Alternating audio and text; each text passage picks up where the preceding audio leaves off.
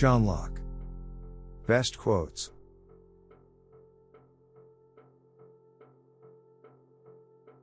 Being all equal and independent, no one ought to harm another in his life, health, liberty, or possessions.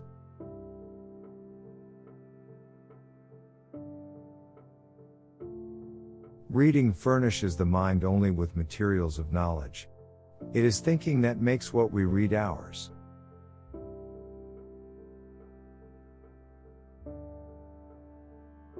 New opinions are always suspected, and usually opposed, without any other reason but because they are not common.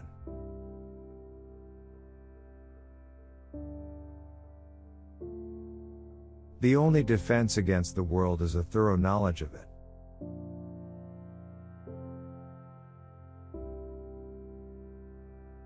We are like chameleons, we take our hue and the color of our moral character from those who are around us.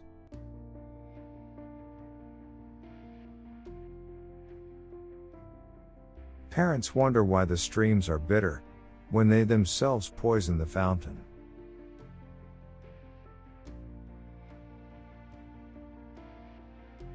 To love truth for truth's sake is the principal part of human perfection in this world, and the seed plot of all other virtues.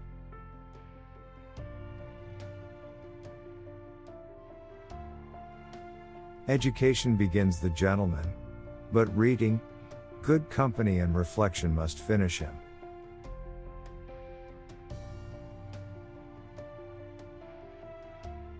Revolt is the right of the people.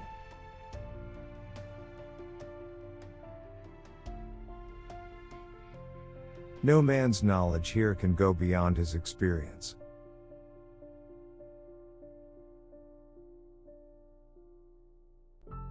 To prejudge other men's notions before we have looked into them is not to show their darkness but to put out our own eyes.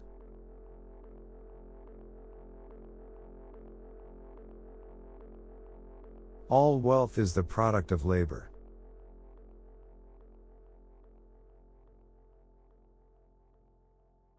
New opinions are always suspected, and usually opposed, without any other reason but because they are not already common. No man's knowledge here can go beyond his experience.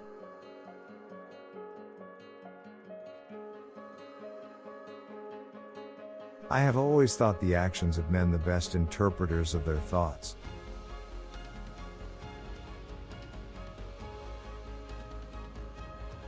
Men being, as has been said, by nature, all free, equal and independent, no one can be put out of this estate, and subjected to the political power of another, without his own consent.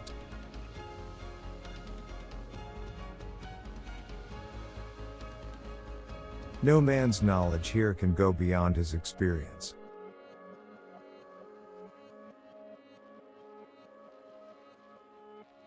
The state of nature has a law of nature to govern it, which obliges every one, and reason, which is that law, teaches all mankind, who will but consult it, that being all equal and independent, no one ought to harm another in his life, health, liberty, or possessions.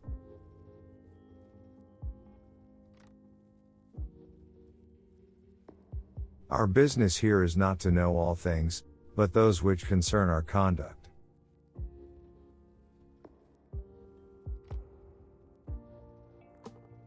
A sound mind in a sound body is a short, but full description of a happy state in this world. He that has these two, has little more to wish for. And he that wants either of them, will be little better for anything else.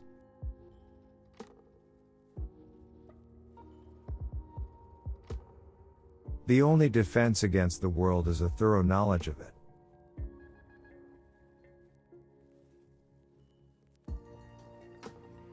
A man has perfect liberty over his conscience, the liberty of judgment. If the magistrate commands what has already been divinely commanded, then the citizen is obliged to obey, and such laws cannot be unjust, for they do not bind a man's conscience or his action.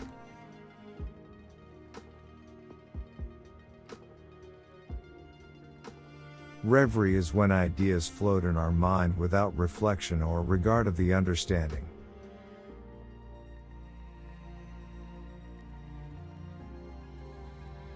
Few men think, yet all will have opinions. Hence men's opinions are superficial and confused.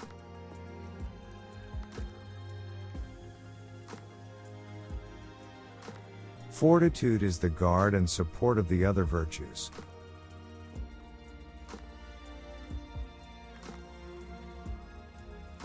There is frequently more to be learned from the unexpected questions of a child than the discourses of men.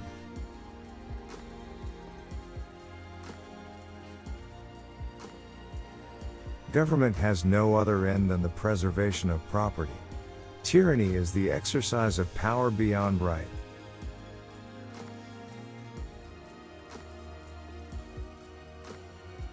But there is only one thing which gathers people into seditious commotion, and that is oppression.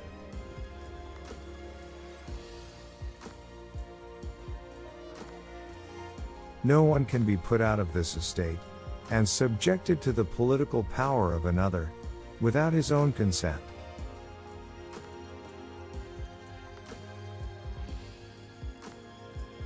In transgressing the law of nature, the offender declares himself to live by another rule than that of reason and common equity.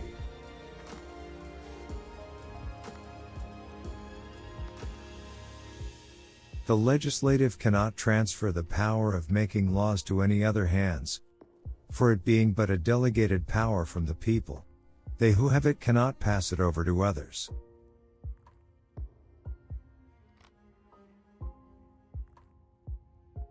A liberty to follow my own will in all things where that rule prescribes not to be subject to the inconstant, uncertain, unknown, arbitrary will of another man, as freedom of nature is to be under no other restraint but the law of nature.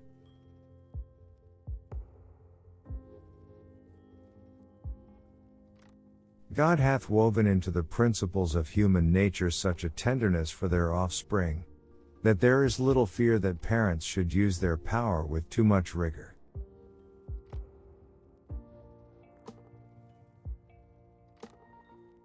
For though the law of nature be plain and intelligible to all rational creatures, yet men, being biased by their interest, as well as ignorant for want of study of it, are not apt to allow it as a law binding to them in the application of it to their particular cases.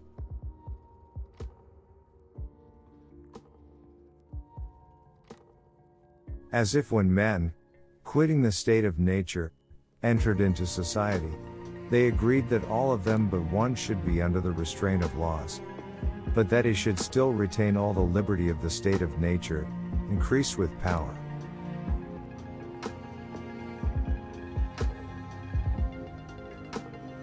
The end of law is not to abolish or restrain, but to preserve and enlarge freedom. For in all the states of created beings, capable of laws, where there is no law there is no freedom.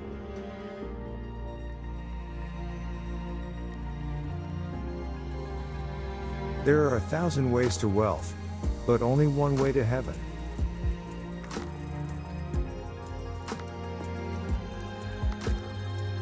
Good and evil, reward and punishment, are the only motives to a rational creature. These are the spur and reins whereby all mankind are set on work, and guided.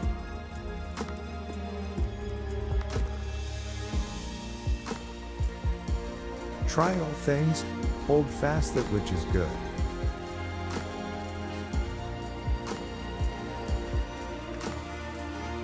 All men are liable to error, and most men are, in many points, by passion or interest, under temptation to it.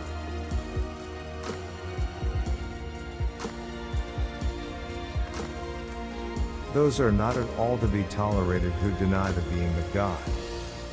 Promises, covenants, and oaths, which are the bonds of human society, can have no hold upon an atheist. The taking away of God, though but even in thought, dissolves all.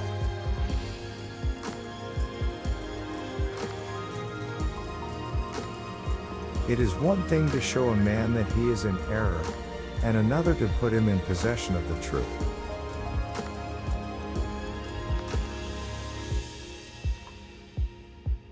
Seek to make thy course regular, that men may know beforehand what they may expect.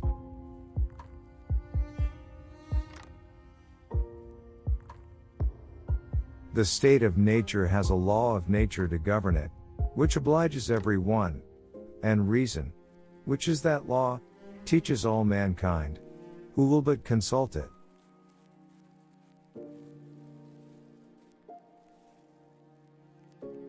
I pretend not to teach, but to inquire.